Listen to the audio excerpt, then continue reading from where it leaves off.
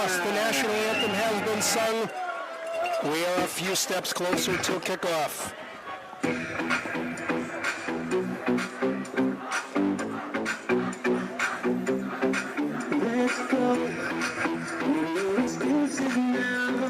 Both teams huddled up, getting last-minute instructions from the coaches.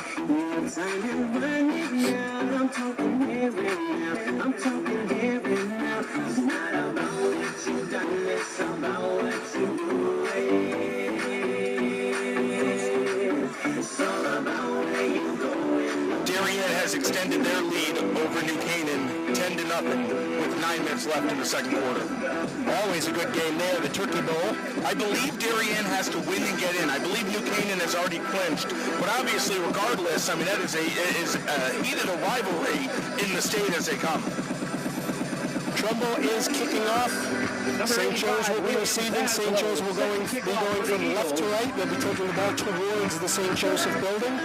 Yeah, we have number 85, William Zaslow, senior kicker, DN, tight end, set to kick off here from the Eagle 40-yard line. And watching him in practice, he's got a heck of a foot out here. He can make some field goals. I mean, he's not going to be kicking any 50-yarders, but when they get in the red zone, if they need a field goal, he can do it. Yeah, you've seen that earlier in the year. They put him in spots where, he's made some big, valuable kicks. So, he's seasoned at this point in the season. Someone they can definitely lean on. All right, we are about set to kick. Mike, the call is yours. Okay, we have Zaslow back, waiting for the official here. All right. Official gives him the go, and we have Zaslow to the left, looking to the right. And here he comes. Turkey Bowl is underway Looks like here. The kick's going to be taken by TJ Wright. Taking at about the 10-yard line, coming right, looking in the middle. Taken down at his own 32-yard line. So it looks like St. Joe's will take over first and 10, my fault, at their own 26-yard line. First and 10, St. Joe's 26-yard line. Initial contact was made there by Jordan Black, the boogeyman. Mike, do you know the story why he's the boogeyman? I do not. I've been saying this all season. When you want to scare a little child, you tell them the story about the boogeyman. When you want to scare the boogeyman, a little child, you tell them the story about the boogeyman. When you want to scare the boogeyman... Here we go. We'll have 2nd and 6 here from the 29-yard line. See what St. Joe's comes out in. They're back in their doubles. You see 2 wide receivers on each side with the running back to the right of the quarterback.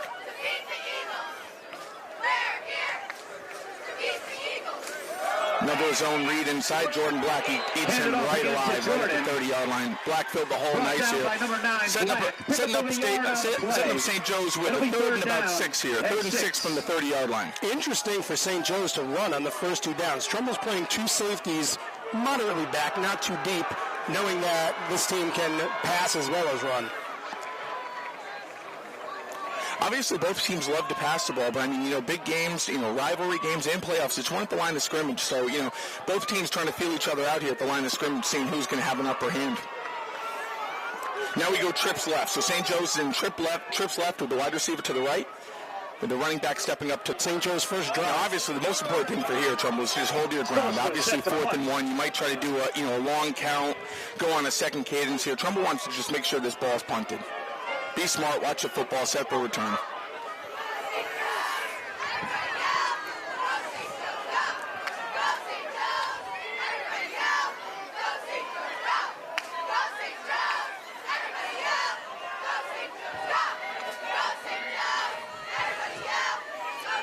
Ball is snapped, low punt here, low punt. Not a great bounce for St. Joe's. Ball was touched actually at the 30-yard line. 31-yard line. Punts down at about the 31-yard line. So, good snap, just a low punt, no return here, low punt. Trumbull just wanted, they do their fire call and they get out of the way. Back to that 4th and 1, Joe Delvecchio is a very aggressive coach. So, I was looking closely. I was wondering if he was going to try to set the tone going for it there. But obviously he loves his defense. St. Joe's has really been riding their defense all year long. So he did not want to set Trumbull up with a short field. He wanted to kick it deep, make Trumbull go 60, 70 yards their first possession. And Coach McCray got exactly what he wanted, a 3 and out by the Trumbull defense. All right, here we go with Trumbull's first offensive possession. Trumbull up the middle. This is Jonathan Hall. Trumbull's backup running back most of the year. We'll get the start today, and he'll go 9 yards up the middle. They're big guys as well. So here we go. 3rd and a long one from the 40-yard line. Looks like he got it. Yep, gain of 3. We'll set up Trumbull with a 1st and 10 on their own 43-yard line. Keep chipping away. That's exactly what they need to do. Trumbull is not beating St. Joe's by 100 points today. They need to keep chipping away at this little bit by little bit, and this is absolutely a winnable game for the Eagles. You know, I'll tell you, it's a winnable game, but I'll tell you what, St. Joe's does not beat themselves. They never, ever, ever beat themselves. They're very well coached. They're always in position. To beat St. Joe's, you literally have to line up and beat them man on man because they will not give you anything. Pass over to the right side, Luca Antonio. It looked like he did an 8-yard stop, so it was an 8-yard timing route. Ball hits Luca on the right side. We'll set up Trumbull with a 2nd and 1 from the St. Joe's 47-yard line. That was the first time Trumbull, took the ball to the air after the first drive. And Luca Antonio is the basketball player that Coach Petrosio and Coach Moore brought over and has been a stellar receiver for the Eagles this year. He played baseball for me many years. He's that type of athlete. If he's on the football field, baseball field, or basketball court, he could be the best player on the field. He's that talented.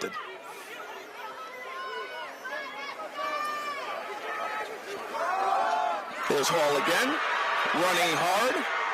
Jonathan Hall, gain of 6 yards. We'll set Trumbull up with a 1st and 10 on the St. Joe's 42-yard line. And continuing into St. Joe's territory, Trumbull keeps driving. This is what they need to do. They need to set the tone here to prove to themselves and everybody they are here to play. Trumbull is 7-2. I believe St. Joe's is 8-1.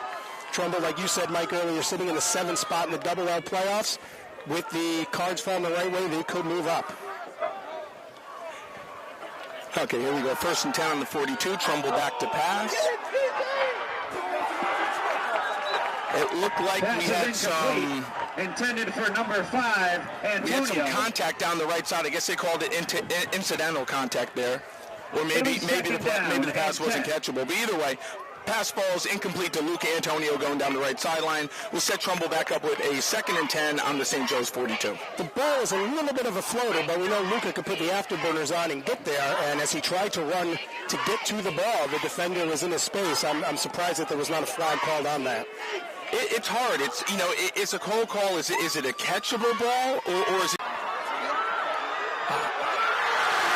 So the Trumbull receiver, it was a combat play, both guys fighting for it. The Trumbull receiver dropped it, but there was a penalty on the play. And it looks like it's going to be pass interference deep down the left sideline on St. Joe's. And why you're going to see that pass interference call is the official is going to say that the defender did not turn around and make a play on the ball, right? So it's very difficult. He did have great coverage, but I think that if he would have turned his body a little bit more and just batted that ball down, but obviously you can't be, looking back at the play and running through the receiver. Against the defense. Yeah, I agree with that exactly, Mike. That as I was watching the ball come down, and the receiver nearly pulled it in, the defender never turned his helmet one time to look for the ball, so that's exactly why the pass interference was played. He was not playing the ball. He wasn't turning himself into a receiver, and he was just getting in the way of the offensive receiver, which is going to be a flag every time. And Trumbull's got the ball inside the 25 And Auguste took a shot there. He took a shot on the one-on-one down the left side. He did have Ben Carley open in the flat for the first down. He did have a receiver open. And, he went to the next level and tried to make a play deep downfield. It will set up Trumbull here with a 1st and 10 on the St. Joe's 24-yard line. Trumbull in a 2-by-2, 2 receivers to the left, 2 to the right. Hall to the left of Auguste. Pass play here. And there's another flag on the play. Broken up by number 8. I'll tell you what, Trumbull went with the out pattern, and that St. Joe's defender was not fooled whatsoever. He almost jumped it and intercepted it.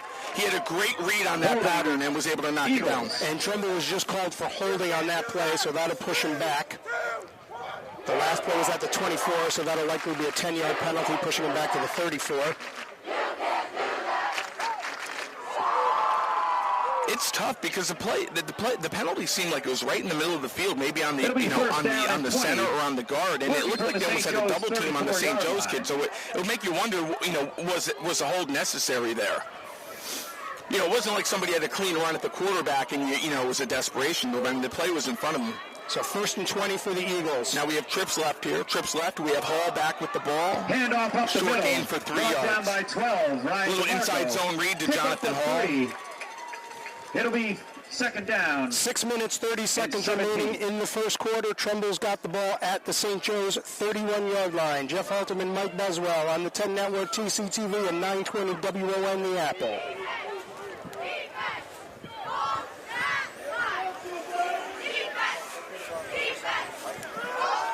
Trumbull back to pass here. 3 yards. And that last pass that Ben Carley caught, he was the yards after catch specialist, which is why I call him the Bendozer. And he had contact made with him. He picked up a few more afterwards, like he always does. Trumbull's going to have the ball now. First down inside the 15. Yeah, it looks to be at the 13-yard line. I mean, listen, like we said before, he's a very good running back, and he gets downhill. You know, he's a one-step runner. He gets his foot in the dirt, and he goes downhill. Now he's setting up on the shotgun behind Agasti. Great blitz off the edge by St. Joe's. Number 31 trips him up. They didn't bring that guy off the edge. They had a little bit of momentum, get a little bit of a push in the middle of the field. That guy made a nice tackle off the edge. And there was a hole there. If that blitzing player did not trip him up, he would have gotten a few more yards after that because they had an opening for him to go through. So that'll bring 2nd and about 10 again. At 13. I don't know who coaches the defense for St. Joe's or calls the plays, but they've had a terrific defense this year in terms of, you know, obviously playing a very difficult schedule, but then holding their opponents down in points. Okay, that looked like a little bit of a miscommunication in the backfield. It looked like Agasti wanted to hand the ball off, and Hall was actually, you know, almost like a lead blocker. So the play kind of blew up in the backfield. Looks like a short loss, going to set Trumbull up with a 3rd and 12. 3rd and 12 here from the 14-yard line. Hall looked like he was moving forward to block. Hunter thought he was handing off to him, and then he realized I better just go forward and see what I can get. So Trumbull is lining up here on the shotgun 2 by 2. Now they're going to shift Carley over into trips. So we got Latham, we got Derlin in the slot, and then we got Ben Carley to the left with Luca up top to the right. 3rd and 12 here. Drops back to pass. Agasti is going to step up and take off. And Agasti takes it all the way down to the 6, but we do have a flag on the play. A hold on Trumbull. Right on the gate to run. Push them back. Hunter is not afraid to take off when he sees the opening if his receivers are not available. He post over the middle of the field, and he had a lot of grass. As soon as he caught that, I said nobody's going to stop him on that one. Ben Carley was wide open because the St. Joe's defense rushed several defenders to blitz, but Hunter had enough time to make the pass. Ben Carley wide open, and he didn't have to bend those into the open. He just walked right into the end zone to put Trumbull up 6-0. Zaslow on for the point after.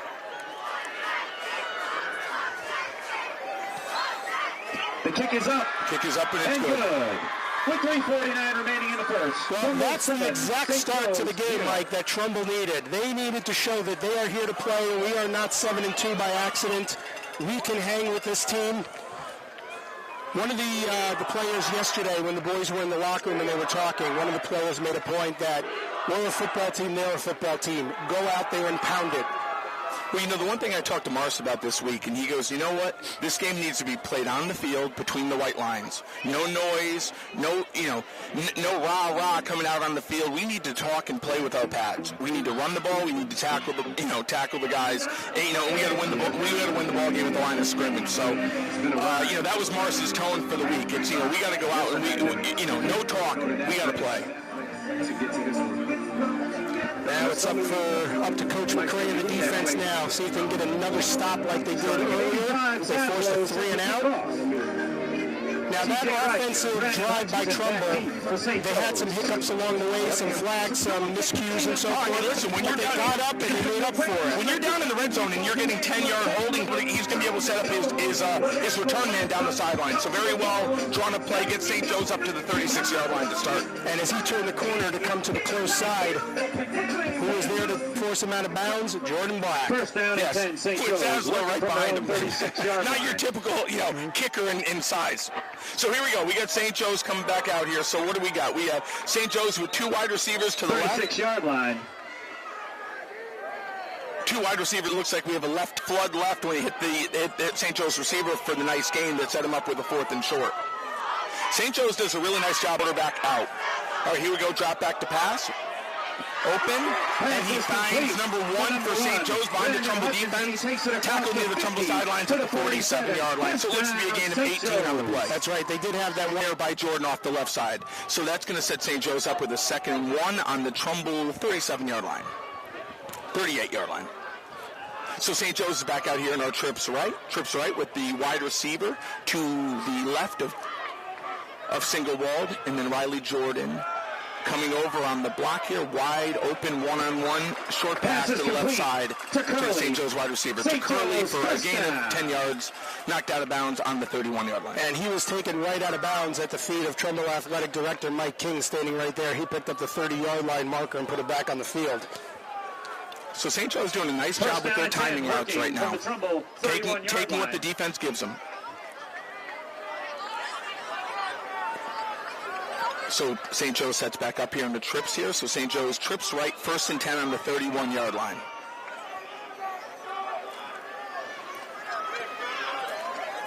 Trumbull with a little zone blitz here.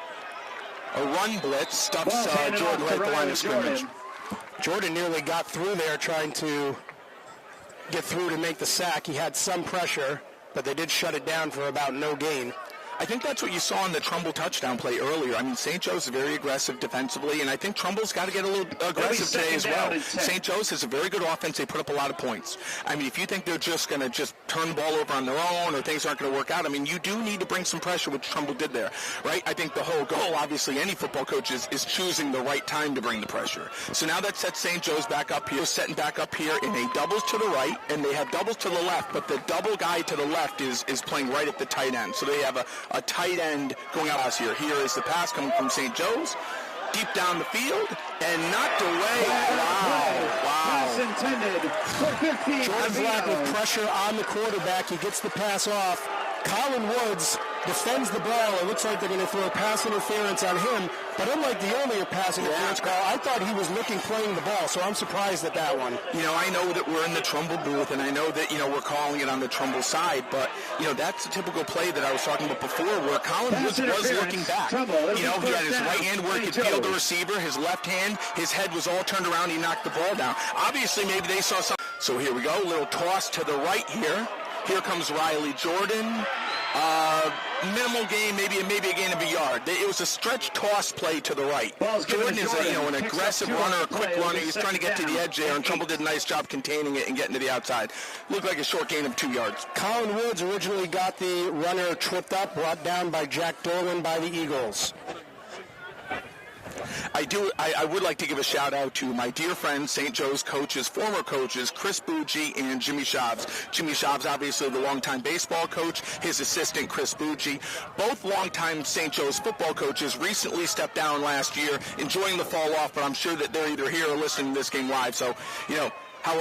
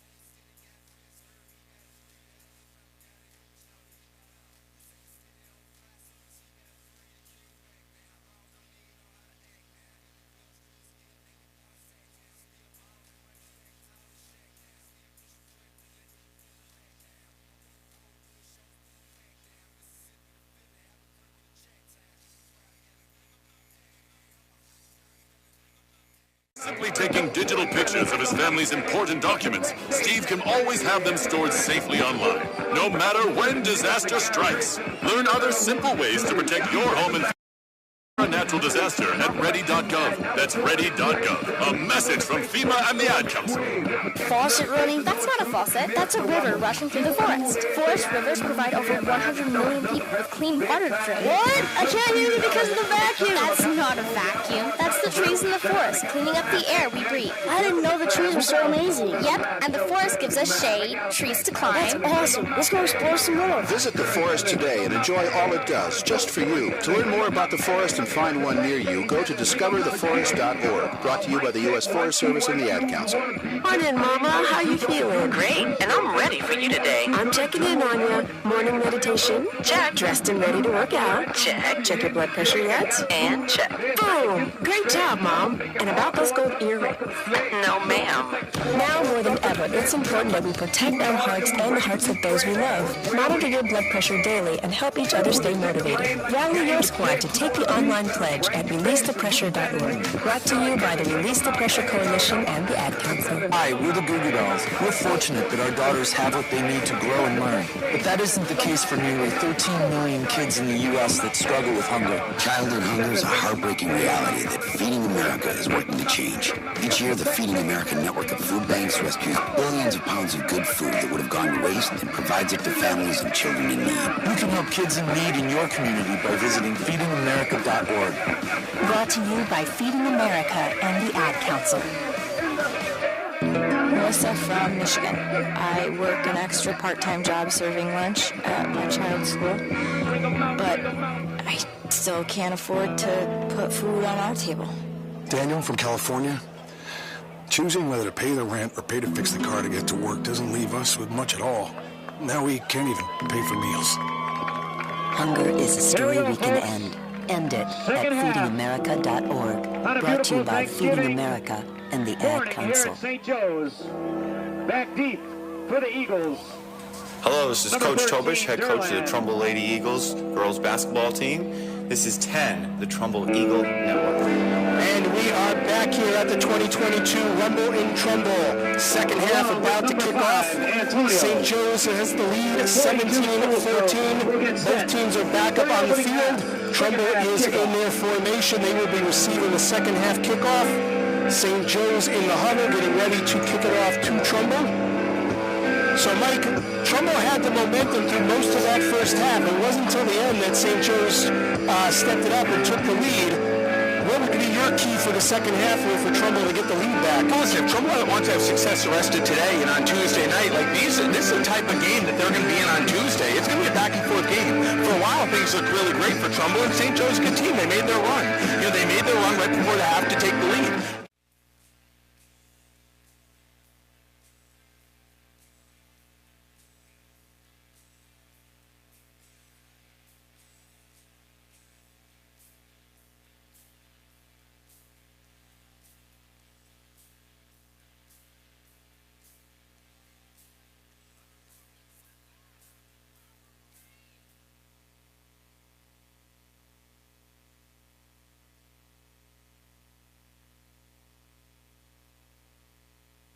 And the ball is out of bounds.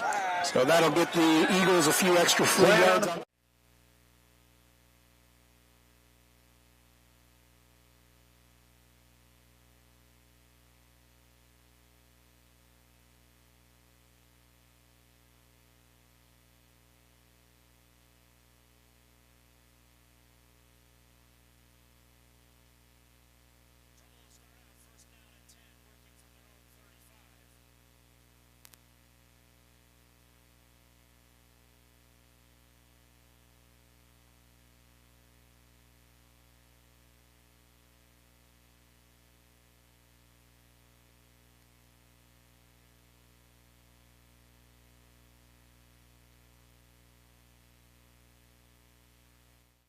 Great open field running, gets through the first line of defense and turns this into a 7-yard gain. It'll be second down. Yeah, it looked like he almost was either going to have a zero pickup or a very minimal pickup. Oh, yeah, it was one-on-one at the line of scrimmage, and St. Joe's tackles well. That's Jonathan Hall just running hard. Was able to get through that block and, turn what could have been a 2nd and 9 into a second and a long 3 here. Hunter looking to the sideline, getting the call from Coach Moore. Okay, Trumbull comes out.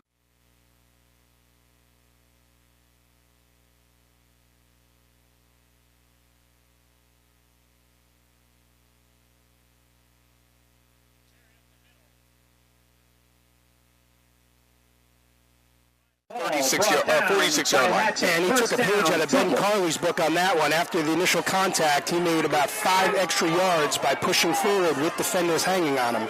Well, Carley did a really nice job there in that jumbo back slot. I don't know if that's a trap block or what, but he walled off that defender and created that hole in the middle of the field there for Hall.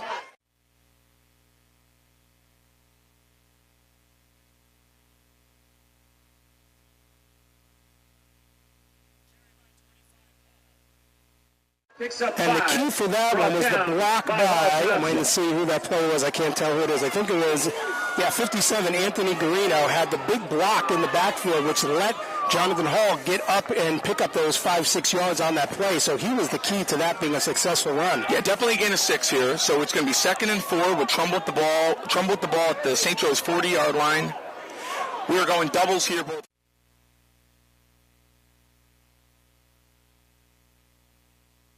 We have a completed for a first down here. So on the 2nd and 4, a little timing out in the bottom of the screen, gain of 6 or 7 yards, picks up the first down for Trumbull. First down, Eagles. Trumbull continues to move the ball down the field inside of the 35-yard line now. Yep. First and 10 on the 34. Mike and I were saying during the break at halftime, Trumbull needs a successful first drive to show that they're not being pushed around. They're not intimidating now. They need this drive to show that they're here to play and they belong on this field with these playoff teams. Okay, shotgun here. We got Ben Carley with the lead.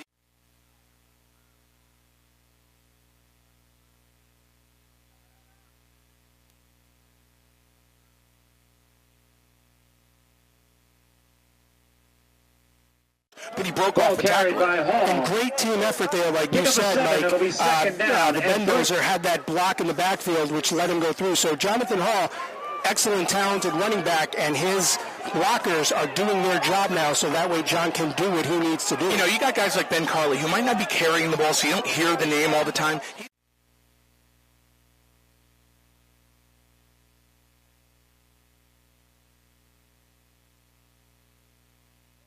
For Trumbull. Brought down by but when you got a guy the size of Ben Carley, 6'3", 240, you can run behind him, you can throw to him, you can put him in slide motion. I mean, that is a weapon offensively. He is the Bendozer. So here we go. It's up Trumbull with a 1st and 10 here on the St. Joe's 23-yard line. Trumbull is doubles to the left with a receiver at the top of the screen. You have Ben Carley here at the wing back set, right? Ben Carley's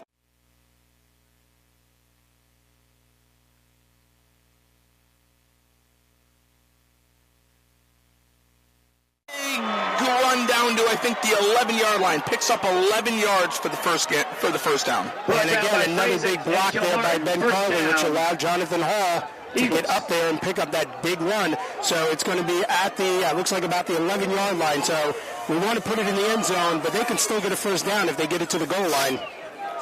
They're doing a nice job on these inside runs here. Trumbull going back to what they've done, what it's gotten them here to a 7-2 record is running the football, controlling the line of the scrimmage, playing to your strength. Hall again on the play, picks up a few, maybe a long 2 yards. Carry by Hall. Down to the 9-yard line. By Hatchett. 2nd and 8 at the 9-yard line. Just crossed under 8 minutes remaining in the first quarter.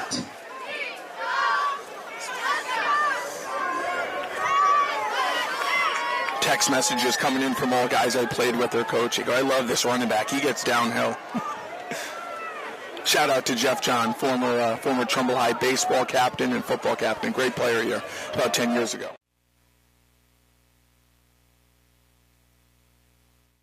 Stuffed. No room. And that's probably one of the first times today that's actually happened. Yeah, that hole was full. Nothing was there. Arthanis on the stop with a big hit. It'll be 3rd down and 9. So Trumbull sets up here with a 3rd and 9. Now, again, they can pick up the first down at the 1-yard line. I would think, obviously, passing down here, right? And the field goal still ties it, so you're not in 2-down territory necessarily. But Trumbull with the trips to the right here. You got Carley, you got Antonio, and you got Derlin. Trumbull Fade to the end zone, had him, and overthrown. And he was wide open. That looked like it was a 14.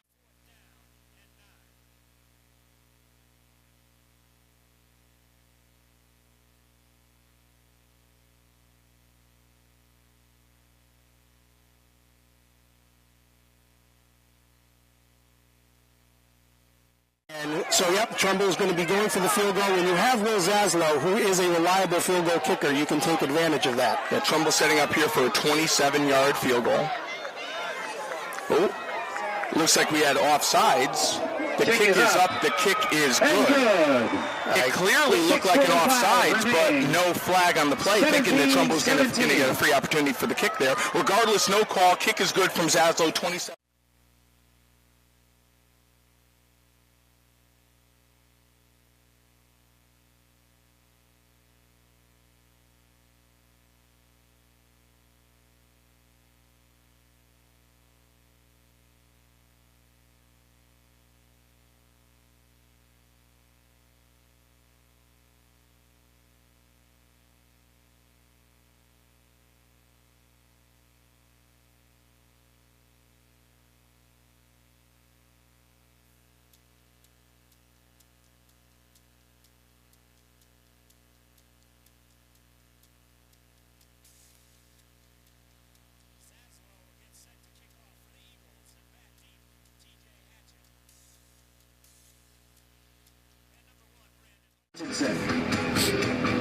TJ Wright. TJ Wright.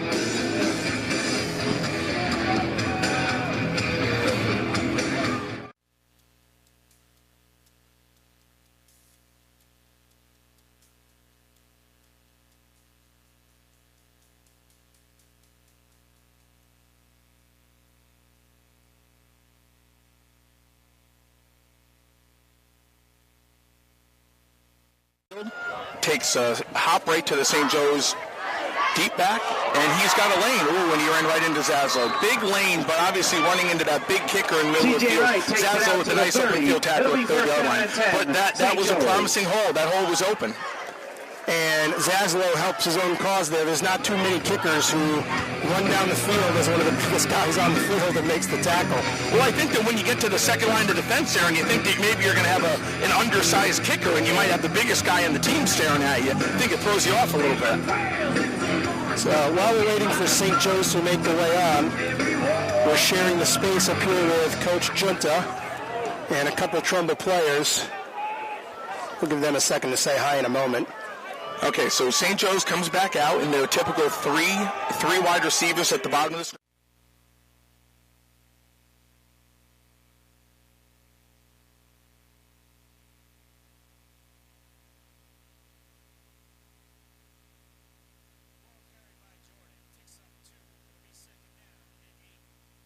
Was by Offman, number 8. Again, with these jerseys, 8 and 9 look alike, and both players are, pretty good-sized linebackers here for Trumbull. And like I said earlier, be thankful that it's daylight and we could read those gold numbers, because in night games it's very difficult. Okay, so here we go. Second and call it 8. Second and 8, we got trips right for St. Joe's. We got Jordan.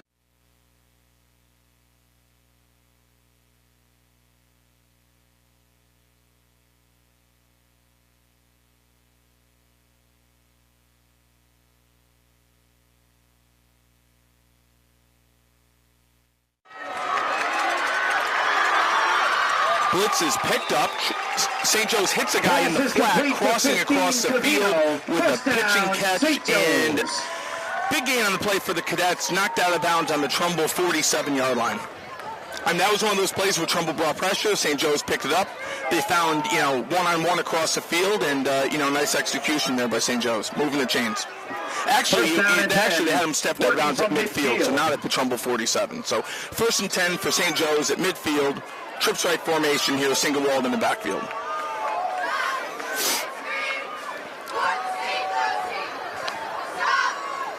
Here you go, St. Joe's back to pass again. Great coverage by number 7. That's Danny Kelly. Got his hand in there to break it up. Excellent defensive stop there by Danny Kelly. That's what we talk about guarding the receiver. He's running step by step with him, getting his hands up, knocking the ball down. Not trying to do too much, not trying to get too physical overplaying, just step and step, making a play on the ball. And Danny Kelly is not a huge athlete, but he is fast and he is aggressive.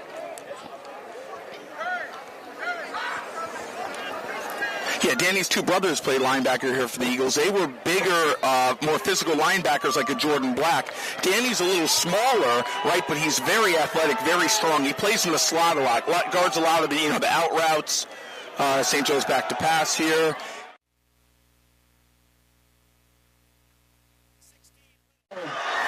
And Warren Little just redeems himself after being the defender on the earlier touchdown by St. Joe's with that huge loss. So that brings up third and a country mile for St. Joe's. I'll tell you, Warren Little is a tall, lean, strong-looking athlete, and he comes off the edge and he's slippery. He's fast, but he's also strong. So you're not gonna push him around the line of scrimmage, but it's also hard to sometimes.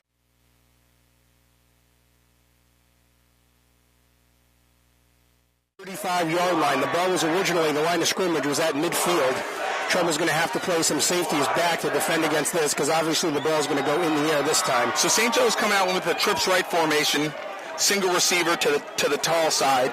This is a typical time where St. Joe's would go back to their old. Said middle screen is coming. Trumbull defenders coming up.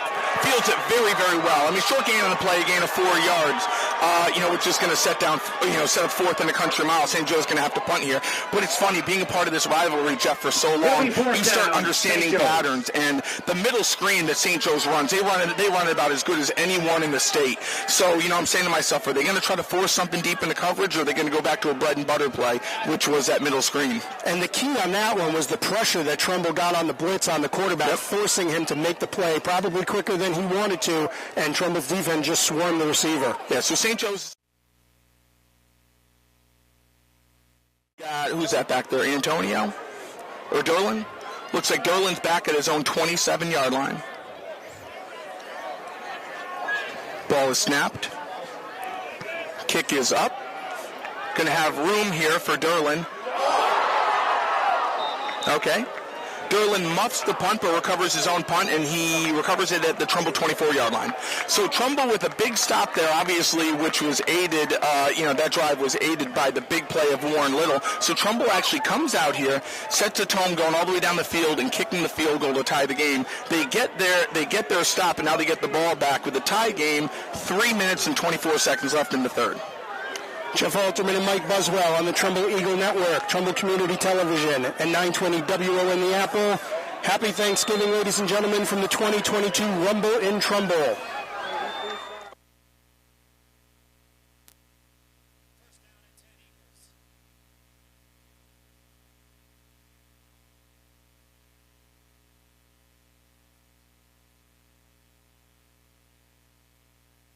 And looks to be another 6 yards off the right side. And he looked like he was going to be stopped for nothing once again. We've seen that before. And he waits till there's an opening, and he picks up a good 6 yards. So we talk about getting downhill and getting north-south, but do not take the credit away from Hall's eyes and vision. He stopped there for a second, and he kind of put his foot in the dirt and kind of shifted over into the other hole. He didn't just run into the back of a lineman where the hole wasn't. He was able, to your point, stop, right, and then break right around the right end, and drag along for about a 6 yard gain. Similar to, I'm thinking Levy on.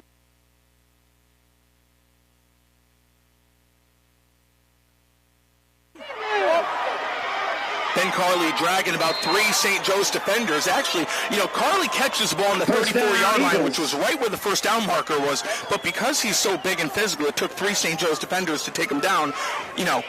After he had already gained the first down, getting all the way up to the 37-yard line. So caught at the sticks, but dragged for another 3 yards to gain that first down. And we like to say he just bendozed his way through to get a few extra yards. Ben Carley turns and squares upfield. I mean, he is a handful. You don't get to practice tackling guys that size.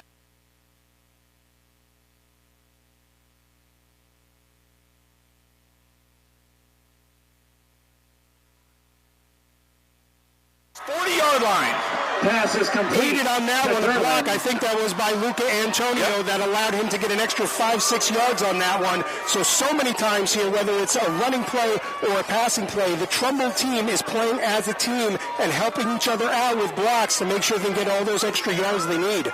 Well, that was a timing route in the zone, so they hit Derlin in the flat, maybe like a 8-yard curl timing route. He caught it. Antonio did a great job of immediately coming over and blocking that defender. And Derlin is a great athlete. He has great vision. He didn't juke. He just got right upfield.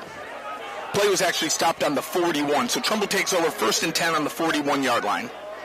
Here comes Jonathan Hall again. Dragging. Short gain, probably gain of 3 yards, down to the St. Joe's 38. Trumbull's offense is on fire on this drive so far. I love what I'm seeing with the run and the pass. And Hatchet. They are moving the ball. They are on the St. Joe side of the field once again. Well, everyone thinks that Trumbull is a run team. Believe me, they are. They set up their whole game with the run. But Hunter Agosti's in the top five of the state? In pretty much every category. Every passing category that exists. So, you get labeled as a run-first team, but they've thrown it all year long and had much success to it. And it's in part because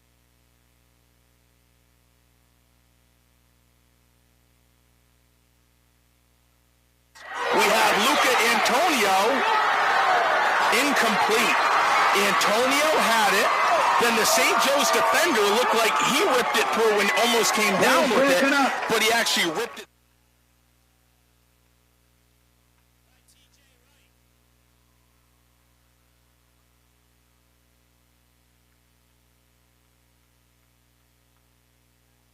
They ripped it. I thought it was an interception, and then next thing you know, you see the ball's on the ground.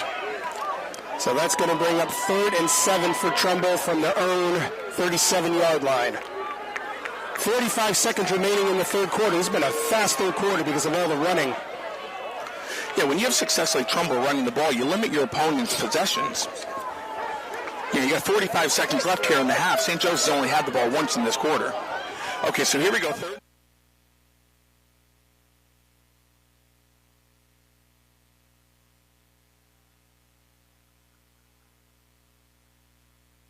He was going to be stopped at the line, and then a great second effort to pick up 4th down and 3 yards. It looks like we're going to go into the fourth quarter here, right? With 28 seconds left, it looks like Trumbull's going to have 4th down, by 9, and a long 4 from the St. Joe's 35-yard line. What do you think of that call on 3rd and 7 to keep the ball on the ground and not try to pass? I guess that makes sense. They're going for it. Yeah, I think Mark's is telling you it's a 2-down territory. Yeah. I think when you run the ball there on 3rd and 7, if you get stuffed, either no gain or a loss or 1 or 2, and now you got 3rd and 9, now you're probably thinking about punting it and pushing it and setting up your field position.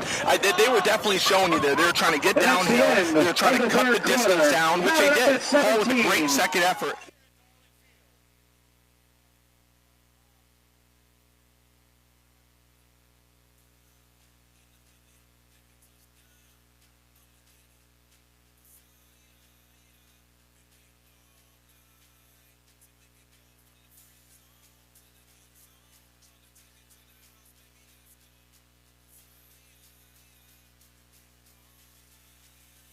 Service breakfast provider. Try our gourmet coffees and teas or our delectable snacks. We've been the pick-me-up choice for Hillcrest since 2014. Pay with cash or open a charge account to enjoy our daily delicacies. Our baristas personalize every order and always provide service with a smile. You won't find better customer service anywhere. And best of all, we deliver. We come straight to your door to take your order and prepare your provisions right before your eyes. When you're at Hillcrest, let us do the cooking for you. There's always something for everyone at Brewed Awakenings. Back here at Darling Field, we are standing up here on the press box with 2 of Trumbull players, Evan Liguri and Ethan Giannetti. Guys, is there anyone out there you want to say hi to and happy Thanksgiving to? Yeah, I want to say hi to my family. It's a great game, and my mom. I just want to say hi to my family and my brothers and friends. All right, guys, thanks for that. They're up here running the huddle video for the coaches. So every time we say that the players go down into the tent and look at the last couple of plays, these are the guys doing the video up here and sending the signal down so Coach McCray and Coach Moore can take a look at it. Look at that play. All right, Mike, we are back here ready for the fourth quarter. 17-17. You couldn't ask for a better game. Here we go. Trips left.